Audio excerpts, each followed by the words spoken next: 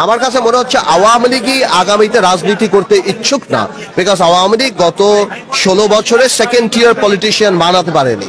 তো যেহেতু ফ্রন্টিয়াররা বিভিন্ন ধরনের হাইব্রিডরা দুর্নীতির সাথে এমন ভাবে যুক্ত হয়ে গেছে, আওয়ামী লীগের পক্ষে এখন আর ফিরে আসাটা রাজনীতিতে অনেক কঠিন হয়ে যাবে। আওয়ামী লীগের ওই ইমেজ আলা নেতৃত্ব নাই।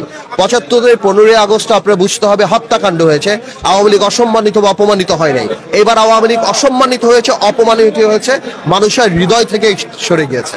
তো এই রিকভার করাটা আওয়ামী লীগের জন্য ডিফিকাল্ট। না না, এগুলিকে আমি একদম মানে একদমই কোনো গুরুত্বই ধরি না। আওয়ামী লীগের কোন নেতা ইন্টারন্যাশনাল কোর্টে মামলা চায়?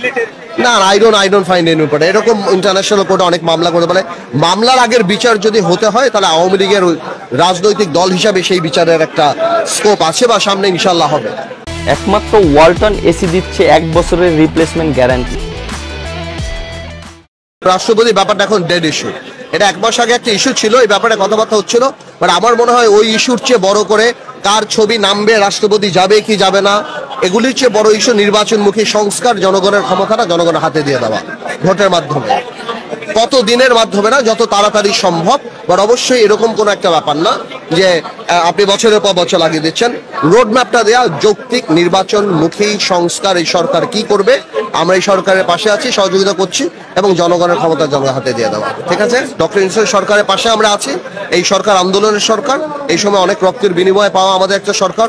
অনেক ছোট ছোট ভুল ত্রুটিকে কোনোভাবে বড় করে দেখে এই সরকারের বা আমাদের যে বড় লক্ষ্য তাকে আন্ডারমাইন করার কোনো সুযোগ নাই। কলমের খোঁচায় হয় না, জনগণ ঠিক করে। বাট আমি মনে করি নৈতিক জায়গা থেকে আওয়ামী লীগ রাজনীতি করার কোনো সুযোগ নাই। তাদের যে মাইন্ডসেট, তারা যে কথা বলছে যে এই যে এতগুলি মানুষ মারা গেল, এতগুলি হত্যা, এত অ্যাট্রসিটি, এই যে গণহত্যা, এই যে লুট, এগুলির ব্যাপারে তাদের অনুশোচনা নৈতিকভাবে আসলে সুযোগ।